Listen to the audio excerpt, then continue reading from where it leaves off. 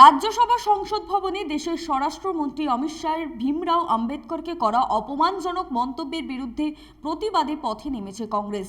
শনিবার কুলটি ব্লক কংগ্রেসের তরফে একটি বিক্ষোভ কর্মসূচি করা হয় এবং কুলটি থানার আধিকারিকের হাতে স্বরাষ্ট্রমন্ত্রী অমিত শাহের বিরুদ্ধে একটি স্মারকলিপি তুলে দেওয়া হয়। উপস্থিত ছিলেন কুলটির ব্লক কংগ্রেস কমিটির সভাপতি সুকান্ত দাস সহ অনেকেই।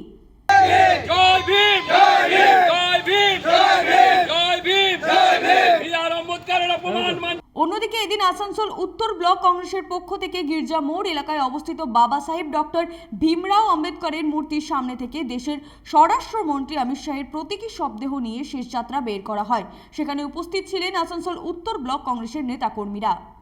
আম্বেদকরের প্রতি গুরুত্বপূর্ণ মন্তব্য করেছে, যা নিয়ে আজকে সারা দেশে উত্তাল হয়েছে।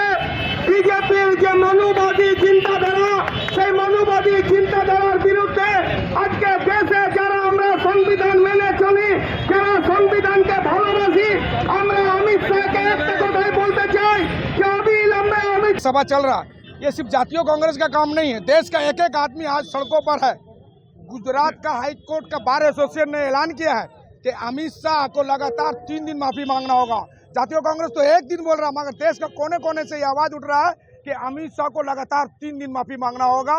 जे देश में जमहूरियत के साथ खिलवाड़ नहीं चलेगा। আসানসোল ও কুলটি থেকে সঞ্জয় যাদব ও বান্টি খানের রিপোর্ট, 99 নিউজ বাংলা।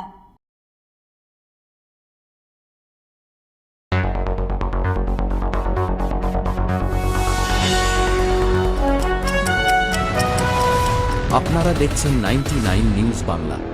বদলাবো আমরা।